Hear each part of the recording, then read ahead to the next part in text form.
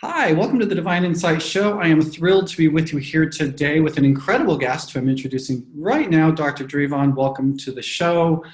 Dr. Dravon, you're the founder of Everyday Peace and the author of Freedom is Your Birthright. And as a motivational speaker, for people who don't know you, your goal is to educate, empower, and inspire others to build the life of their dreams, no matter what shows up in their lives, good, bad, or otherwise. So thank you so much for joining me today. I'm thrilled to have you. Oh, thank you for having me. I'm happy to be here. You're welcome. So in this book that we're going to spend the most of our time talking about today, Freedom is Your Birthright. This is the first stepping stone, as you've described it, in Everyday Peace that you've created in order to explore freedom and how to create more of it in your everyday life. So I'm so excited to have you on. First, let me just ask you, what led you to go from pharmacist and actress to exploring freedom in people's lives and to develop stepping stones to freedom?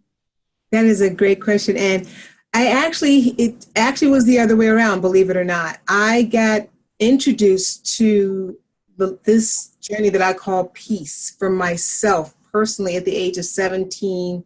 The summer that I was leaving for college, my brother, who's younger than me, gave me a book called,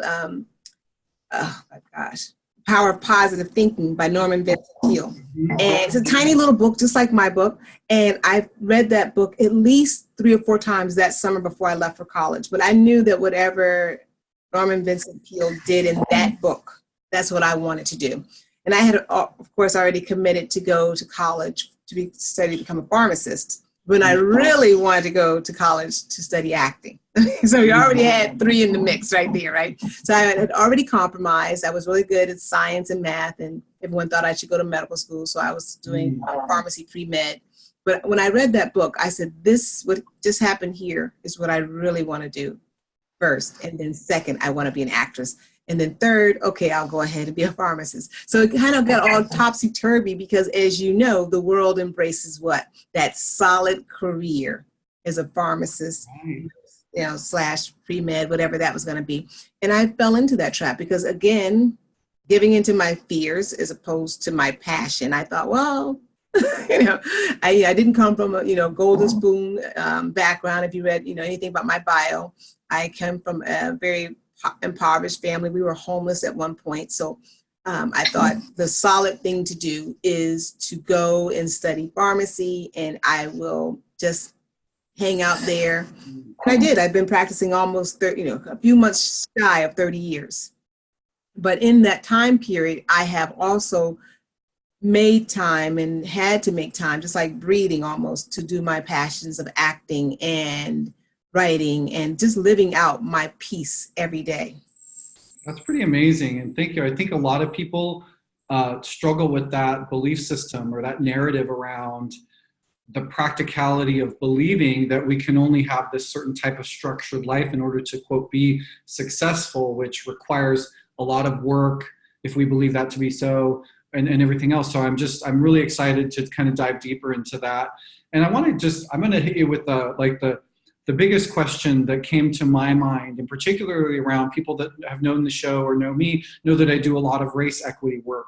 And I've done a lot of advising in the city of Seattle and as a social justice advocate in city governments or organizations around institutional privilege, and particularly the impacts of systemic, institutional, and structural racism against people of color and women and other groups.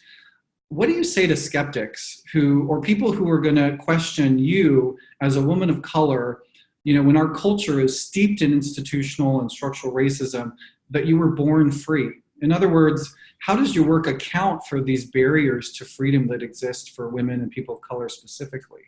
Yeah, I opened the book up with that too. Somewhere in the beginning of the book, I say that to the untrained eye, I do not represent the ideal poster child image of freedom.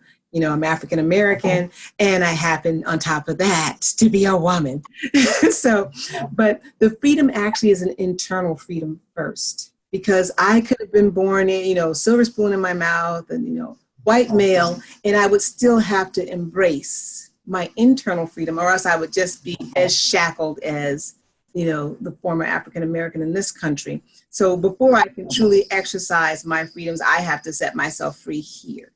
And I always use this example to make it so plain for people. We look at, our celebrities, which I absolutely love to look at and watch. And sometimes we'll get so heavy in our heart when somebody say that, oh, this celebrity, one of my favorite celebrities, Whitney Houston, who lived a life of bondage with all of the external freedoms that we would all just, think, oh my gosh, your life has got to be wonderful. You're jet setting here, you have that.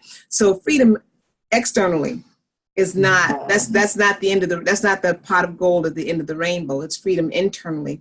And that, if it drives and is connected with the external freedom, well, now you got something amazing. Yeah, so let's talk about that. When you talk about the gift in your book, can you elaborate on what you mean by what is the gift as you describe?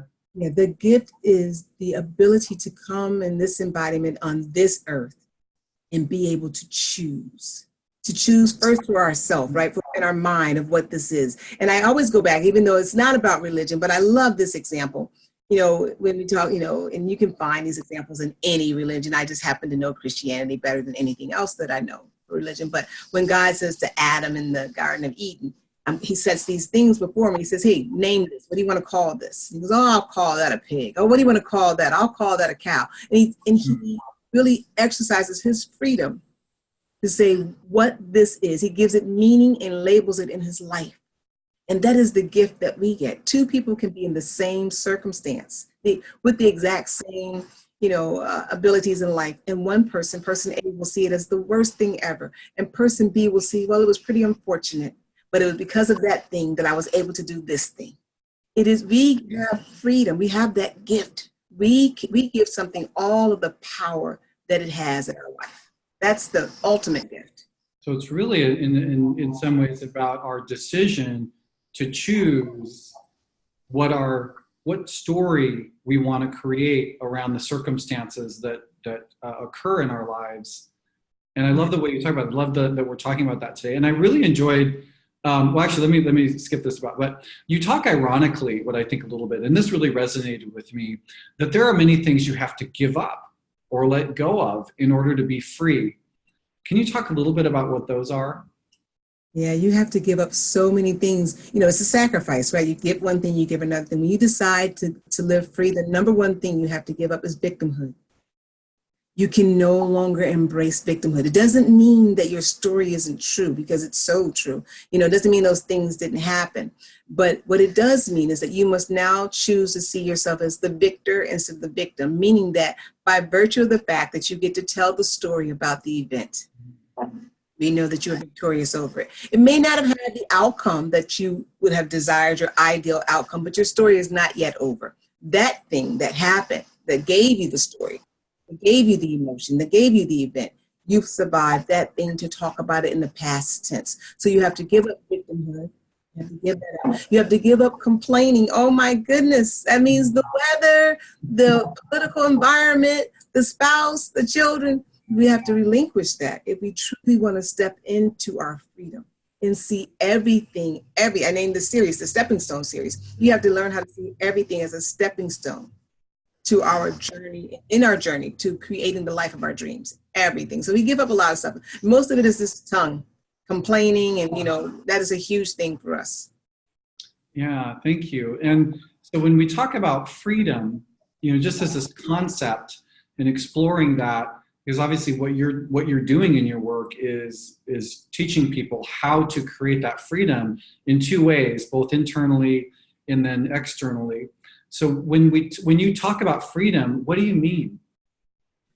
I first mean freedom inside, the freedom to make your own perspective, take your own perspective on everything, irregardless of how illogical it may seem for the circumstance, for you to be able to say, in this moment, with all of this that looks like chaos, that looks like something I would have never chosen, absolutely, right? A lot of it shows up we would have never chosen, but free to say, in this moment, I exercise my freedom to see this as a stepping stone. And I got to tell you, and I probably got a lot of this from being raised the way that I was, because my mom used to say something, and I just told somebody this morning on the phone, that used to aggravate me so much as a kid. She would say, oh, this the Lord is testing you. And I was like, you got to be kidding. What kind of God tests you with this? What kind of God tests you with homelessness? And whether that is true or not, whether it was a test or not, what it did help for me to do is to formulate my life knowing that whatever this is, I am free to say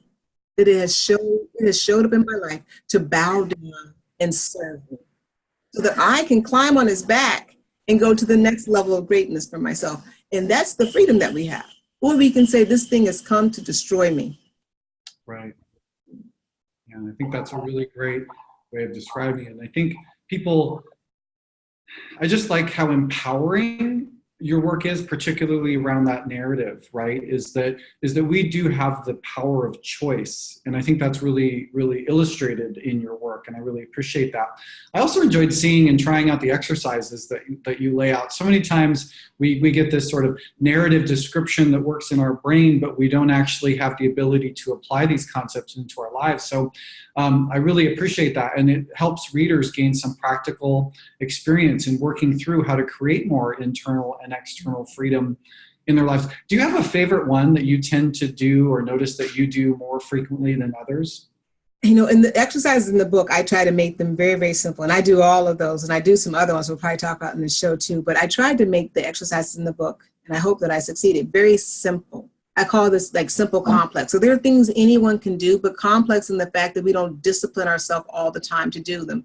One of the ones that I really love from the book is the 24 hours of watching my mood, just watching my emotions for 24 hours, making me the object of my desire. So often we're watching TV or we're watching things on the computer or, memes or the news or celebrities, but the watching of me and documenting my mood and just really getting to know Dravon. And I talk about, taking a 12-hour day, starting at 6 a.m. if that's when your day starts, and just documenting what was I feeling at 6 p.m. How was I, 6 a.m., how was I feeling and why was I feeling that way? Well, and just documenting and getting to know myself better, because when you don't know yourself, you don't know what your triggers are. You don't know, what am I likely to do when this happens? And what's a better response? Because we're just on autopilot. We don't even see it happening. So I love those awareness exercises the most. Yeah, thank you. And I think that's also so important because so many of us can get caught into the notifications that we set up on our phone, Facebook, Instagram, all of these stories and narratives that are designed to catch our attention, to get us to do something or to feel something. But we so often just ignore what's actually going on in our own internal self. And I really appreciate that is a high priority in your work and in your life. I also want to explore a little bit about what you talk about the ego. In particular, you mentioned that the ego represents the exact opposite of freedom. Can you elaborate on what you mean by that? Yes, the ego represents fear. And I'm not an ego basher. So I call my ego my 2-year-old self. So the ego, if you can think of a 2-year-old, they're so lovable until they're not, right? until they get scared about something. That's scary. Reading that yet, right? Right. That's that feeding to me. Right, exactly. They want that attention, and they identify something, which is fear, right? Fearful of something, and we can identify that in itself. When the ego rears its 2-year-old head inside of us, it's usually because it's fearful that there's a lack of something and they're going to be on the losing end. So the ego rises its head to, quote unquote, protect you, but it only has the intellectual ability of a 2-year-old. So it cannot protect you. All it can do is throw you into a state of panic, a state of worshiping fear. So we really have to be aware of that when the ego starts, when we start feeling those things, and we're not even aware sometimes that we're feeling this, but when we start feeling like, oh my goodness, they're handing out good stuff, I'm in the back of the line, it's going to be gone before it gets to me, I'm not going to get my share. And that's when we really get, jealousy or hatred towards other people. We really think someone else is going to take our good thing.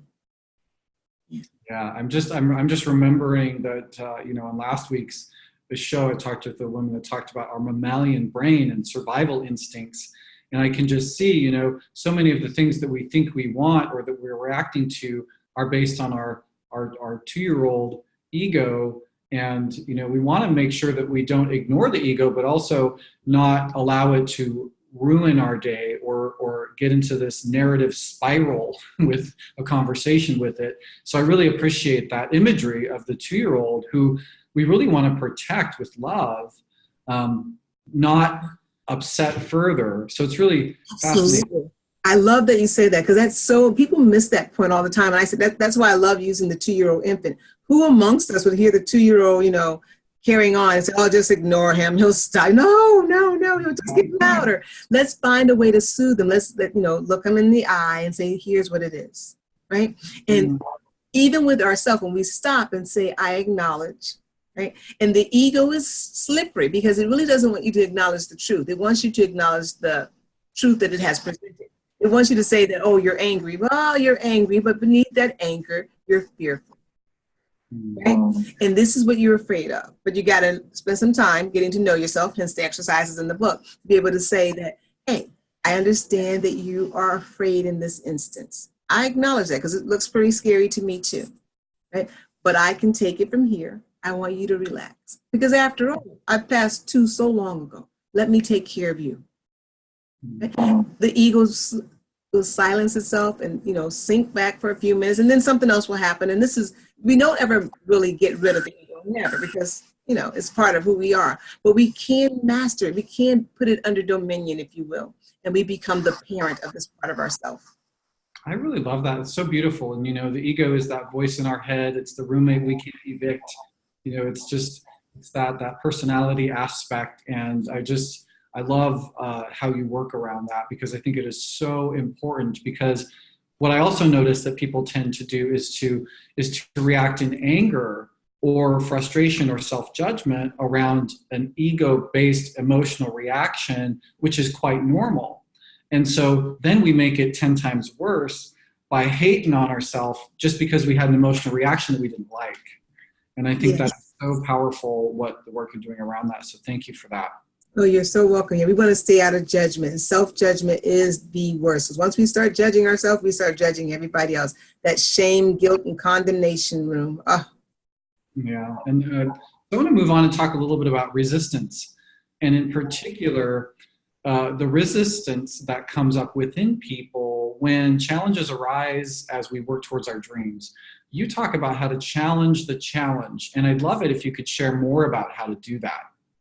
Yes. When challenges arise in our life, and if we each, take a moment and think about the last time we were in a challenge, and we think to ourselves, we really are working. The first thing that kicks in is that, hey, we don't want anything to change here. We're going to work here to bring everything back to steady state, the way that it was. And in fact, a challenge has come to disrupt the way that it was, not necessarily to ruin your life, as we sometimes think that if things don't go back to the way that they were, well, this whole family will be ruined and I'll be ruined and my career will be ruined. No, we have to look at the challenge differently.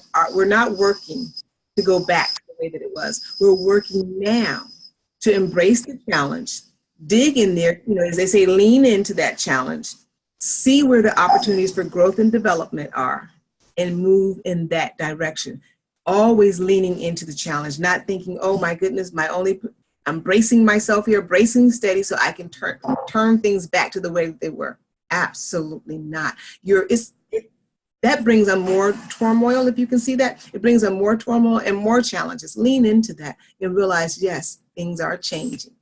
And at the end of this, if I keep my consciousness, keep my awareness, at the end of this challenge, I will be better along the path that I wish to create for myself, my family, my community, my world at large. Yeah, thank you. I also loved what you were talking about with respect to forgiveness. It's a concept that I think is lacking in our common, narrative around the things that are going on. And I just would love to ask you a little bit more about how forgiveness plays into our freedom. Forgiveness is foundational. In fact, I'm writing another tiny little book on forgiveness. But in a nutshell, forgiveness is foundational. If we can't forgive, we can't move forward. And someone once told me, and I know this is true, To hold on to unforgiveness is like drinking poison and thinking the other person is going to die. We know that's not going to happen. What happens is that we are drinking the poison of unforgiveness and we are killing our chances of happiness. And happiness, that joy state in our present moment, is where we're most creative, right? So when we're holding on to that bitter energy, let that be your driving force. Is that, yes, you want to create, so you got to let go of that. And another reason we don't let go is because we don't want to be vulnerable. We associate forgiveness with, it's going to happen again. It's like me accepting it, right? So none of that is true. When you forgive, you actually expand your consciousness so that you can organically set boundaries that help to protect you from whatever it was that was so offensive. But forgiveness of self is first. Forgive yourself for everything. We talked about people getting stuck in that ego shame. I'm so ashamed because I behaved this way. I'm so ashamed. We are all human. We are, as Michelle Obama says, we're all becoming. Right? We are all becoming. And that's so beautiful. Once we learn how to forgive ourselves for everything, then we are more likely to have an easier time forgiving everyone else for everything, starting anew. Yes, there are consequences. We live in a world of cause and effect, right? The physical world is cause and effect. There are consequences, but we make those consequences heavier than what they have to be. I used to tell my kids all the time when they did something wrong, why lie about it? What's the worst that could happen? You go to your room for a couple of hours? Okay. Let's not make this heaviness worse than what it has to be. We've done something that we are remorseful about, asking for forgiveness, and move on, first from ourselves and then from the other person. And it's easy as saying, I see the humanness in me that could have made this decision. Now I know better. I'll do better. Okay? I see the humanness in you that could have made this decision. I don't agree with it, but I see the humanness in you. Now we can move past that. Yeah, I think that's so, so important, and particularly around what's going on in our country right now and the type of hate and bigotry and misbehavior that we're seeing around that is not necessarily new. It's just something that is coming up from the underbelly to show itself. And I think that it's so valuable and so important to talk about forgiveness and how important it is to say, I forgive you for this, even ourselves, like you say, for something I might have thought I created in my life. For the things that I've suffered in my own experience, I've had to forgive myself for. Most have an adulthood of active addiction, and self-destructive behaviors that were really, really damaging to my spirit and my soul. And then having to go and say, oh, wow, I have to forgive myself, really. And also, to your point, we don't have to like it. We don't have to agree with it to forgive somebody. It's that really I will hold you in compassion and love and say, okay, let's not do that again. That's not okay. I forgive you, but stop. I think that is so, so important. Or I forgive you, and you can still choose not to stop. I forgive you, and now I must make the choice that there must be boundaries. There must be maybe some physical separation. Doesn't mean I don't forgive you. You've made a choice, if that's your choice not to stop, because we all arrive at a place of consciousness at our own time, right? We're all on our own individual time. There's no universal clock, as we would love to believe, right? So you can say, I'm not at a place where I'm going to stop. And the person as the forgiver says, I still choose to forgive you, but I also choose to do the wise and loving thing for myself. And that is this. Yeah, I love that.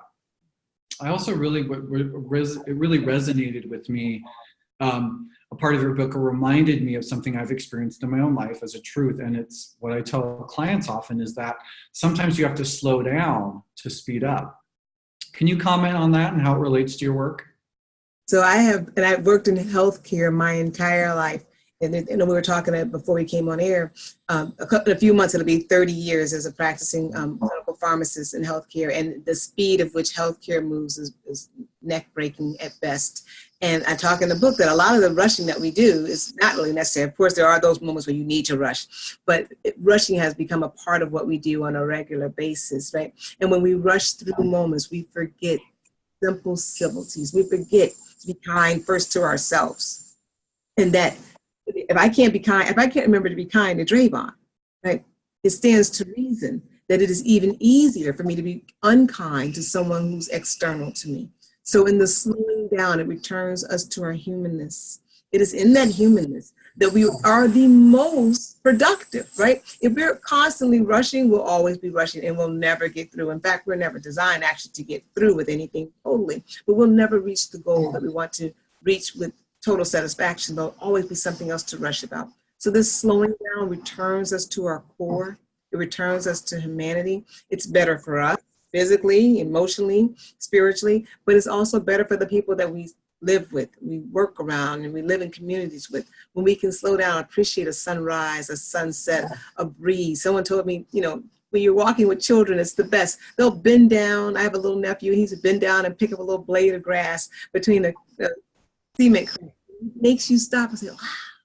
I can, you know, these things connect us to our humanness. We're not robots. We're built for relationship. We have to slow down to have that. It's beautiful. You're reminding me just this week, a popular photo that went around was a photo of a squirrel that had stopped to smell a flower. And you could see this squirrel standing in the grass and just with its head right up into this flower. And it was just such a beautiful thing. And it reminds me of what you were talking about. What else? Is there anything else that you'd like to share that we haven't already talked about your work? Yeah, well, you know, I just like to say one thing too.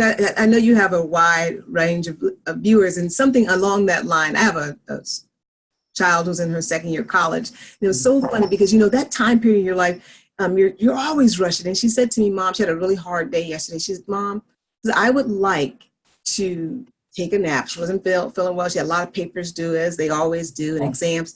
She goes, but I'm afraid because I have to be at work tomorrow at 11. And I said, you know, you'll be more productive if you slow down and honor your body. So I got up at 6:30 in the morning. She called me. She said, Mom, guess what? She said, I got up at 6:30, just like you said. I'm refreshed and I got more stuff done. I feel more, you know, accomplished than if I had stayed up all night and pushed through. I really would like to say to your listeners and your viewers, learn to listen to your body and honor it. It will surprise you in how it rewards you if you listen and honor your body, yourself. We're from the inside out speaking to ourselves all day long. Don't ignore yourself. Treat yourself like you would want somebody else to treat you, in love and compassion. It's really beautiful. And you answered my next question, which was, what can listeners and viewers do right now in this moment to create more freedom and wellness in their lives? If there's anything else you'd like to add to that.